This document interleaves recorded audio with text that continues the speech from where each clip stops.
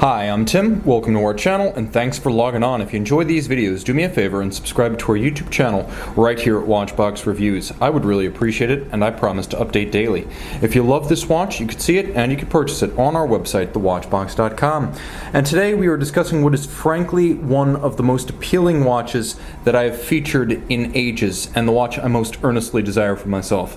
This is the 2018 500-piece limited edition IWC Tribute to Pallweber edition 150 years. Designed in the style of the 19th century Joseph Pallweber jump hour jumping minute IWC pocket watches, this timepiece is part of no extant IWC model family. It's not a pilot, an engineer, a Portuguese, a Portofino. It's not a dive watch. This is a timepiece 45 millimeters in stainless steel, but only 12.3 millimeters thick, that wears almost like a lugless watch. And if I had to compare it to anything, I would say wire lug Rodimer. Conventionally speaking, it's hard to state the size, but it's 50 millimeters from lug to lug across the wrist, even if the lugs are rather short and spare, and the watch uses a 22 millimeter strap size. Now the timepiece, completely round in stainless steel and 45 millimeters, simply doesn't wear like a 45. It feels more like a 42. A nice comfortable fit, and a strap to match. As you can see, a very high grade, medium rectangular scale alligator leather. The strap is slightly bolstered down its center, gloss finish, medium scale, sheer edges showing the layers of construction, a monotone stitch, black on the top, Italian-made Santoni leather on the bottom with Santoni's signature signal orange, but you can't see it when it's on the wrist. It looks gloss black at that point. The case band is simple. The watch is designed deliberately to look like nothing so much as a pocket watch that has been converted for a wristwatch application, and indeed many IWC manufactured Pallweber pocket watches were so converted during the early 20th century. Now, rolling past the domed bezel to the dial, you can see first the crown is a lovely and model-specific sort of onion style or bulb vintage profile. A lovely looking crown for a lovely looking watch. Let's clean off the sapphire because this dial is worth it. This dial, I should specify, contains no fewer than 12 separate layers. Some are clear lacquer, some are gloss blue, but it is a 12-step hand-finished, multiply hand-finished lacquer dial designed to create the same luminous gloss and bottomless depth and gleam of an enamel dial IWC pocket watch with the Pallweber complication. So the watch looks inside and out like a pocket watch, but it's also refined in ways the original wouldn't have been. For example, you have a stop seconds function that allows you to halt the seconds hand. You also have a quick set function that allows you to adjust the watch in both directions. It has a wonderfully chunky sound as you adjust it. Listen to it.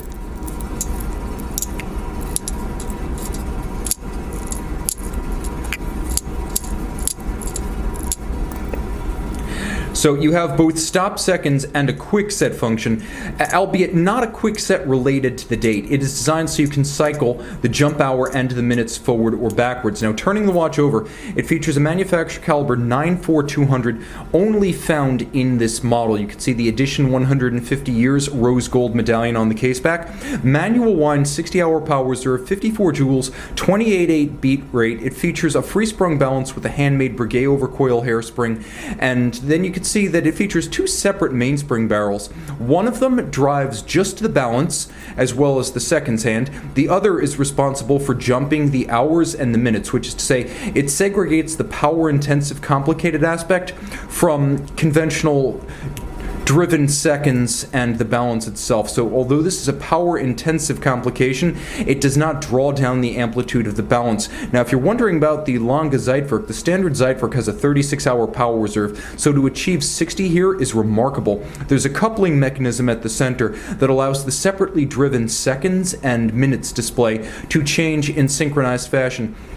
So when the seconds hand, which is driven by a different train than the minutes display, reaches the top of its travel, the minutes will jump in sync with the seconds reaching the top of its travel, and all of that is courtesy of the coupling mechanism, which you can see under the bridges at the center. Côte de Genève, you can see there are waves across the bridges. I don't want to call them Geneva waves because we are in Schaffhausen, Switzerland, the German-speaking eastern Swiss home of IWC. You have fire annealed or blued screws. They are not chemically dyed. I knew that was coming. I couldn't cheat you.